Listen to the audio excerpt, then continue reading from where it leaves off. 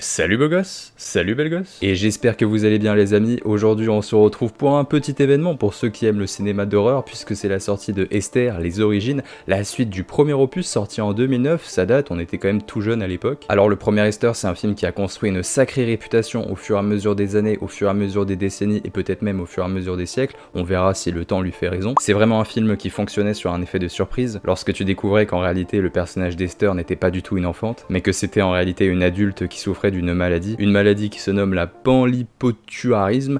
C'est une maladie qui lui donne l'apparence d'une enfant alors qu'elle a en réalité 33 ans si tu veux. Ah, et d'ailleurs avant que cette vidéo commence, vous êtes quand même 70% à regarder les vidéos de la chaîne sans être abonné. Si cette vidéo vous plaît, n'hésitez pas à vous abonner, ça me ferait vraiment plaisir, si seulement elle vous plaît, c'est quand même très important. Et donc si le premier film est devenu culte et qui s'est forgé une telle réputation, c'est en partie à cause de cet effet de surprise qui a quand même pas mal chamboulé les spectateurs de l'époque. Et donc si on enlève cette surprise, est-ce que ce nouvel opus de Esther arrive à être surprenant? Est-ce qu'il va réussir à surprendre les fans? Est-ce qu'il va réussir à surprendre une nouvelle génération d'un public qui compose les magnifiques salles de cinéma? Et en fait, c'est ce qu'on va voir tout de suite. Allez, c'est parti. Esther, les origines est une préquelle se déroulant bien avant le premier film. Nous retrouvons dès l'introduction le personnage mystique d'Esther qui s'échappe d'un service psychiatrique pour se rendre en Amérique et se faire passer pour une enfant. Elle s'intègre alors à une nouvelle famille et elle est prête à tout pour réaliser son funeste jeu. Alors une chose qui est certaine, c'est que si on va se rendre en salle pour voir ce nouvel opus, c'est véritablement pour voir le personnage de Esther. Et je préfère vous rassurer de ce côté-là, le film ne déçoit absolument pas. Isabelle Fuhrman reprend donc son rôle de Esther et je suis tellement heureux qu'il n'ait pas changé d'actrice, et d'ailleurs on va en parler de cela par la suite. C'est vraiment un rôle qui est pas facile je trouve, parce qu'il faut vraiment être bipolaire. D'un coup t'as un côté psychopathe qui ressort de Esther, et sur la scène suivante t'as un côté gentille fillette, tu te dis que cette gentille fillette ne peut pas abriter le mal en quelque sorte. Et ça c'est vraiment bien joué, la façon dont elle l'interprète,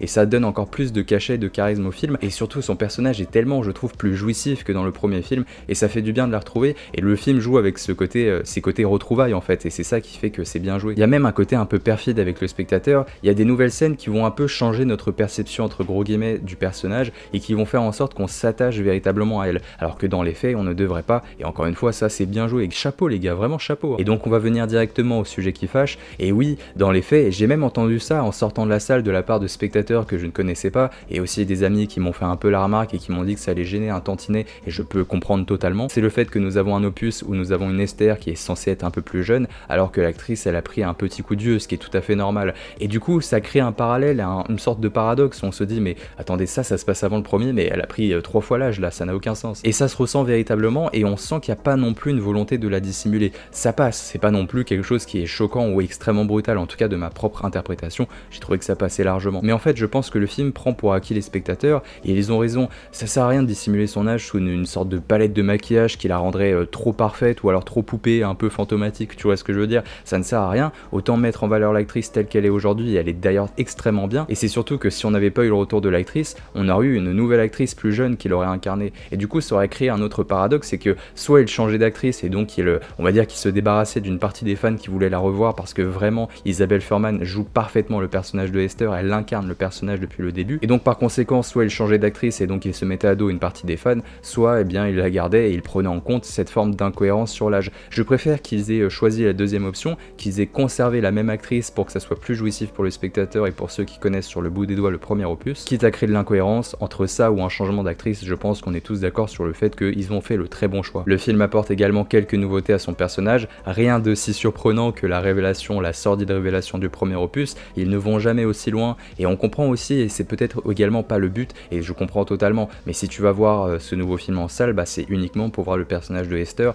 et de ce côté-là, je te rassure, c'est plutôt réussi. Mais il manque peut-être à certains moments, notamment au niveau scénaristique, des petits éléments surprenants, des éléments qui nous sortiraient un peu de notre zone de confort. Et en fait, la raison elle est plutôt simple, c'est le fait que ce film est un préquel, et donc ça va prendre tous les défauts du genre. Alors dans les faits, je n'ai absolument rien contre les préquels, même si à une certaine époque, ils marquaient une forme de flemmardise pour le cinéma d'horreur. Le véritable problème des préquels, c'est qu'ils sont forcément moins surprenants pour le spectateur qui connaît déjà une partie du déroulé du film. Il est ainsi plus difficile de provoquer la surprise et donc d'être beaucoup plus surprenant. Déjà pour le personnage de Esther, c'est un peu difficile de créer de la surprise autour d'elle, notamment par rapport à son plan en fait. Tu sais très bien comment le film va se finir à partir du moment où il commence. Et ça c'est un petit peu dommage, ce qui fait que pour créer de la surprise, au lieu de se centrer sur le personnage de Esther, eh bien le film va essayer de construire des sortes de révélations à partir des autres personnages, des personnages qu'on ne connaît pas du tout. De même que dans les faits, l'histoire reprend pas mal de codes du premier film. En fait, le film se centre encore une fois sur l'attente des spectateurs et des fans, sur le fait d'un côté retrouvailles avec le personnage d'Esther.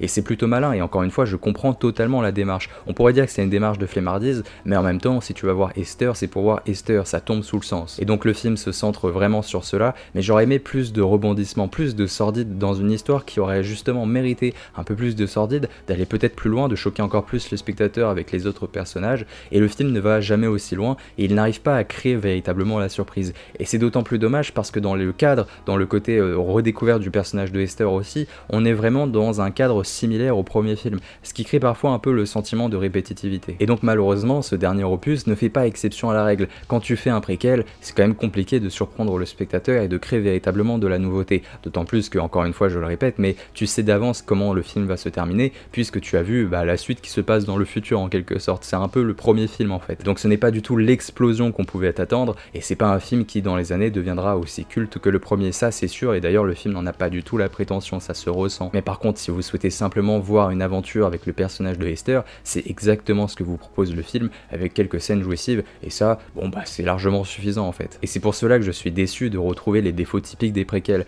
d'autant plus que le film a du mal à créer la surprise comme je vous l'ai dit, et qu'on a des nouveaux personnages qui ont vraiment du charisme. Il y a notamment une espèce de comtesse, et le film va s'appuyer sur elle pour créer une sorte d'opposition, de dualité avec le personnage de Esther, et justement avec ce personnage là, ils vont essayer de mettre en place des sortes de surprises pour le spectateur, et ça fonctionne vraiment bien, c'est vraiment quelque chose qui est bon. Mais à côté de cela, t'as tout un tas de personnages secondaires, qui sont en plus de cela, je dis secondaires, mais c'est pas vraiment le cas, ils sont au centre de l'histoire par rapport au personnage de Esther, elle agit sur ses personnages, et le problème c'est qu'ils manquent complètement de charisme, ils sont parfois extrêmement stéréotypés, et surtout ils mènent des actions que on se dit mais qu'est-ce que tu fais là mon ami, ça n'a aucun sens. Et c'est typiquement le genre de problème qu'on retrouve dans les préquels, de constituer des personnages charismatiques, c'est des choses qui n'arrivent pas véritablement par rapport au premier opus encore une fois. La réalisation se montre plutôt efficace, et surtout il y a certains plans qui embrasent une véritable poésie presque romantique et gothique qui fait vraiment plaisir à voir. On est directement intégré dans l'aventure avec une scène d'introduction absolument génialissime, et surtout on a certaines scènes qui sont complètement jouissives et déjà légendaires. Surtout lorsqu'on connaît le secret d'Esther. En tant que spectateur on sait, mais les personnages que nous regardons, eux, ne le savent pas. Donc encore une fois, je suis assez critique, mais j'ai pas passé un mauvais moment, je tiens à vous rassurer, vous allez sûrement passer un très bon moment. Ça se trouve c'est juste moi qui perçois la chose de la sorte, et peut-être que j'en attendais trop, peut-être que j'attendais vraiment, comme je vous l'ai dit, une sorte d'explosion, et que le film m'a simplement lancé une petite grenade. Mais une grenade flash, même pas une grenade explosive. Mais ça n'en reste pas moins une expérience sympathique, et je vais pas vous cacher mon plaisir de retrouver le personnage de Esther.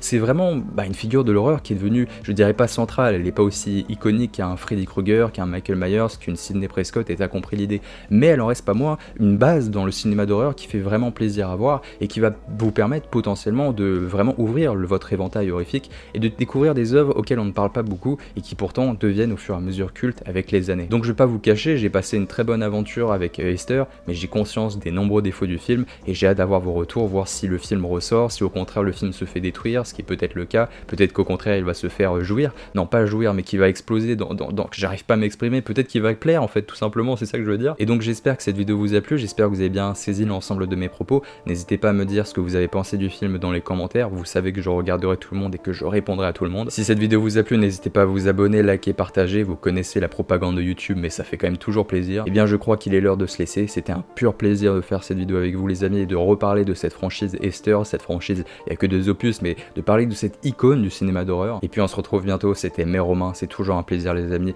Mouah, ciao, bonne et prenez soin de vous. Mouah.